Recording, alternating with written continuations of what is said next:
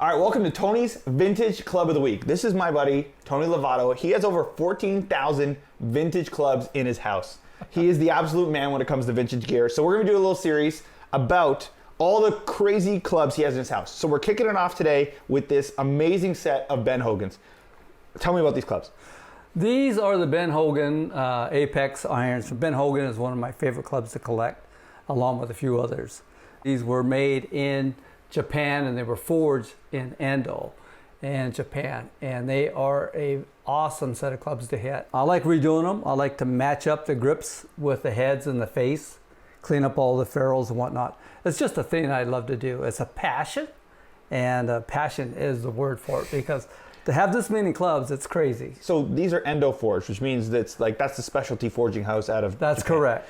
I know these were stamped in Japan, and when they forged them, when they put the billet out, which is a steel billet, they not only stamp them once, but they hard pressure stamp them twice for consistency to get rid of all the impurities and also the air masses that might be inside the club itself. So it's very pure to have forging, and you can see it underneath there where they say forged. Okay. And so a lot of even the Mizuno clubs will say grain forged, which means highest level of stamping, of forging. And when you got these in your possession, were they new, used? Where did you find them? Oh God, that's a great question. I believe a friend of mine knew that I loved these Ben Hogans, and he wanted to know if I would like them. And I said, oh gosh, yes. And so he wanted to trade some clubs that I had for these ones, and I said that's not a big deal.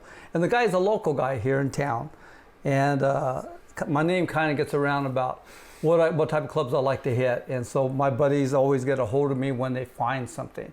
So I was very pleased to have him bring these to me.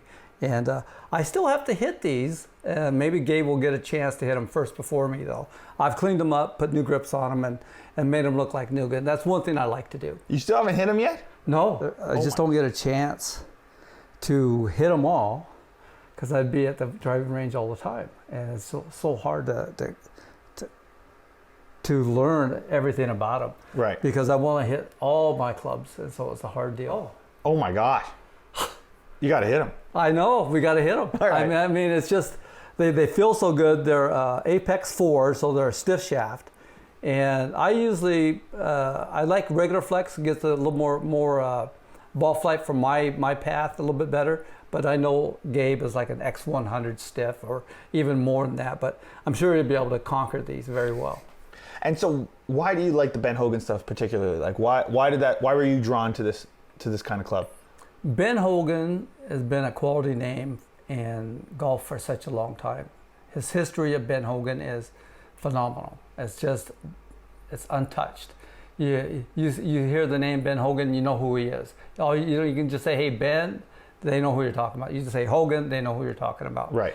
And that's why I have collected a load of Ben Hogans, and you will get to see that later on in the future videos that we're going to be doing for you. I have them all the way back from the 1950s, 60s, 70s, 80s, and 90s. And so yeah, it's going to be a lot of fun going through these, and I'm excited to finally do this with Gabe. Awesome. Well, this is episode 1. Check in for episode 2 next week.